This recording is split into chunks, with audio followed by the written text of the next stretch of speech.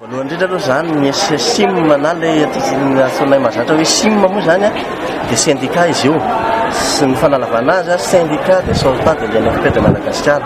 Zany hoe syndicat lazoro ao anatin'ny ministère fanabeazam-pirenena zany a izay ivondrona ny mpampianatra nivoaka tany amin'ny fitoeram-panofanana ara-pédagogique izay amin'izao fotoana zao moa io fitoeram-panofanana ara-pédagogique io zany a dia misy 520 rasa mangaika izay parihy ny NFP central avy eto Mahamasina. Dia ireo 520 rasa mangaika ireo ilay miparitaka any amin'ny renina 20 manerana ny nosy na ilay faritra 20 araka ny fahafantarana azy amin'ny ankapobeny. Ny tena andraikitra sahan'izy io moa zany araka amin'ny maha-syndicat zay zany dia miady aloha ny tombosoan'ny mpampianatra. Eo zany izay fiativana an'ilay tombosoan'ny mpampianatra zay. Manaraka an'izay ihany koa dia tsy mijanona amin'izay hoe fiativana tombosoana mpampianatra zay ihany koa fa miady ny fanasarana ny sehatra ny fanabeazana misy eto Madagasikara. Ny fanasarana ny sehatra ny fanabeazana eto Madagasikara.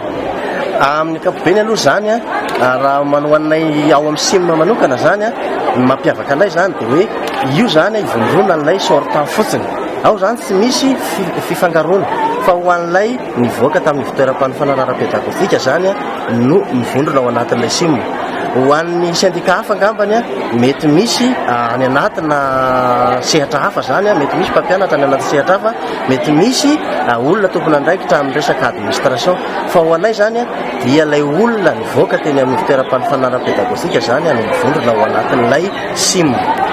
Nisy zany fotoana izay nasapanay fa somary lasa-danja zany ny mpampianatra nivoaka teny amin'ny fitoeram-panofanana ara-pédagogique satria raha ohatra zany raisina zany ireo mpampianatra ireo tamin'ny fotoana izay nivoahany teny amin'ny fitoeram-panofanana ara-pédagogique na hiditra ho mpampianatra na mpiasam-panjakana dia nitovy tsisy valaka tamin'ilay mpampianatra izay tsy nandalo fiofanana ny fifanarahana arak'asa azo.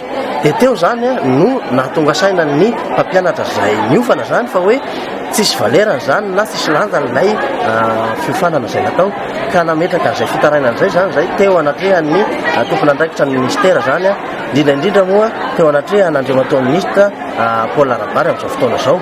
Dia jerevana zany io zavatra io nasony zany ny syndicat taty aminay niara-nidinika io zavatra io.